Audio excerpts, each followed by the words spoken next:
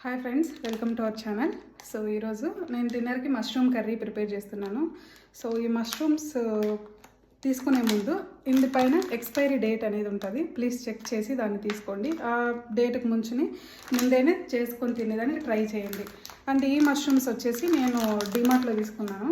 So వీటిని ఎలా prepare చేయాలో ఆ ప్రాసెస్ చూసేద్దాం వీడియోలో. ఈ మష్రూమ్ పైన సో ఇలా వైట్గా ఉంటుంది కదా, సో దీన్ని అయితే మొత్తం ఈ తోలులాగా ఉంటుంది కదా, ఈ మొత్తం తీసేసి క్లీన్ చేసేసుకొని అర్ధాన్ని కట్ చేసేసుకునేసి సో దీన్ని మ్యారినేట్ లాగా చేసేసి కర్రీ చేద్దాం. నేను వచ్చేసి ఇక్కడ 200 grams మష్రూమ్స్ వాడతాను ఈ కర్రీకి. సో ఒకటి క్లీన్ చేసేసి మళ్ళీ స్టార్ట్ చేద్దాం. సో ఇలా తోలు తీసేసుకున్న తర్వాత ఇలా ఉంటుందన్నమాట మష్రూము.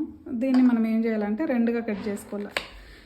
ఇవి పర్ఫెక్ట్గా 1కి 2 సార్లు కడగాల. ఎందుకంటే అడవిలో దొరికే పుట్టగొడుగులు అయితే కనుక బాగుంటాయి. ఎరువు ఎక్కువ ఉండదు. ఎందుకంటే వీళ్ళు సపరేట్గా దీనికోసమనే ఒక ఫామ్ లాగా పెట్టి పెంచుతున్నారు కాబట్టి ఎరువు అనేది చాలా ఎక్కువ ఉందన్నమాట. దానికి మన ఊర్లో దొరికే పుట్టగొడుగులు అయితే వాటిపైన ఏమి ఉండదు, మట్టిలో ఉంచి పెరిగినాయి కాబట్టి. ఇవి ఇంటెన్షన్గా పెంచేటివి కాబట్టి ఎక్కువ 1కి 2 సార్లు కడగండి. చాలా డస్ట్ అయితే ఉంది నేను క్లీన్ చేసినప్పుడు. ఆల్మోస్ట్ నాకు 10 minutes వరకు పట్టింది మొత్తం క్లీన్ చేసుకోవడానికి. సో ఇప్పుడు దీనికి మ్యారినేట్ చేసుకోవడానికి మసాలా ఏమేం కావాలో చూసేద్దాం.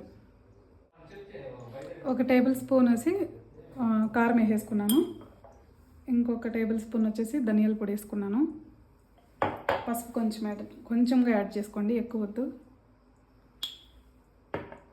1 టేబుల్ స్పూన్ ఉప్పు యాడ్ చేసుకోండి, ఎందుకంటే మళ్ళీ కూరలో యాడ్ చేసుకోవాల్సి వస్తుంది కాబట్టి. సో ఇది యాడ్ చేసుకొని మిక్స్ చేసేసేయండి. ఎందుకు మిక్స్ చేయాలి అంటే సో ఉప్పు కారం అనేది మనకి రిమైనింగ్ ఆనియన్స్ ఇవన్నీ టమాటా పేస్ట్ ఇవన్నీ చేసుకునేసరికి ఇవి కనీసం ఉప్పు కారం అయినా పడుతుంది కాబట్టి సో ఇలా కలిపి పెట్టేసుకోండి మొత్తం. మష్రూమ్స్ ఒక 5 to 10 minutes నేను పెట్టేసుకున్నాను అనమాట. దీనికి కొంచెం బటర్ యాడ్ చేసుకునేసి, మీరు కావాలంటే గీ యాడ్ చేసుకోండి, మామూలు ఆయిల్ కూడా యాడ్ చేసుకోండి. సో వీటిని కొంచెం ముందుగానే కూర కంటే ముందు ఫ్రై చేసుకుంటే సో పచ్చి వాసన ఏమైనా ఉంటే పోతుంది అని నేను ఇలా చేస్తున్నాను.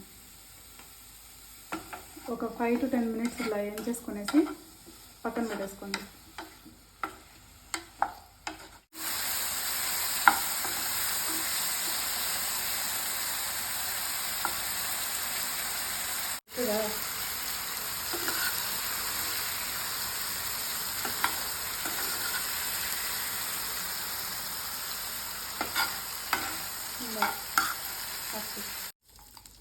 అదే నూనెలో కొంచెం ఆవాలు, బిర్యానీ ఆకు,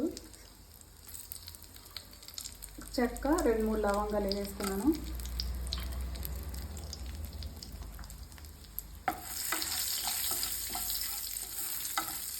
ఇలా చేసే ముందే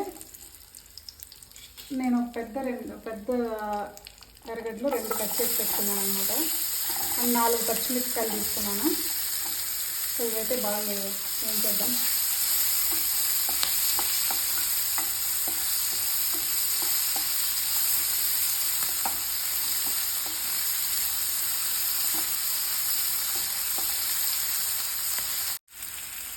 ఇందులోనే కొంచెం కరివేపాకు వేసుకొనేసి అల్లం వెల్లుల్లి పేస్ట్ అనేది 1/2 టేబుల్ స్పూన్ వేసుకొని చాలు, సరిపోతుంది.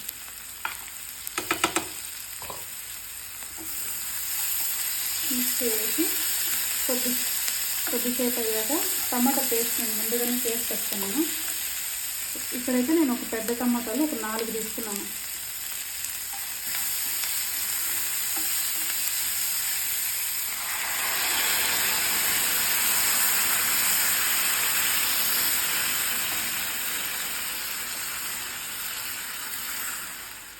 ఇది మంచిగా వేగిన తర్వాత ఇందులో నుంచి ఆయిల్ వస్తుందన్నమాట. సో దాని అర్థం ఏమంటే కూర ఆల్మోస్ట్ అలా అయినట్లు, ఉడికినట్లు అని అర్థం. పేస్ట్ ఇలా అయిన తర్వాత ఇందులో 1 టేబుల్ స్పూను పెరుగు యాడ్ చేసేయండి. నేను ఒకే 1 స్పూన్ వేస్తాను.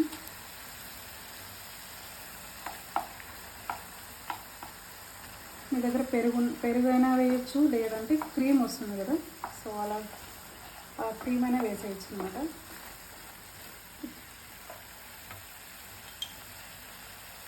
అగైన్ ఒక స్పూన్ కారం పొడి వేసాను,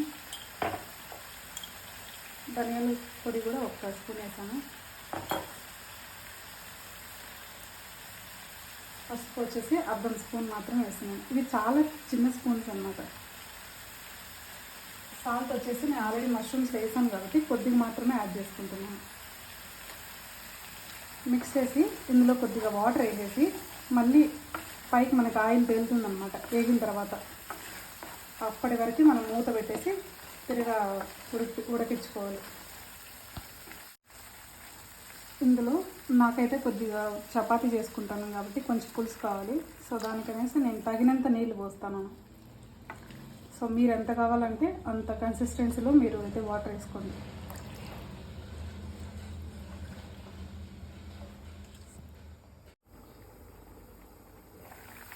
సో ఇది బాగా ఉడుకుతుంది కాబట్టి మష్రూమ్ వేసేద్దాము. మష్రూమ్ వేస్తే దాంతోపాటు ఇది కూడా ఉడుకుతుంది.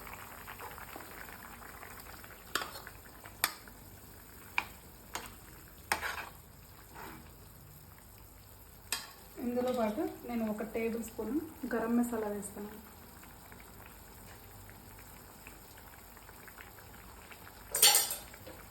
ఒకసారి కలిపేసేయండి.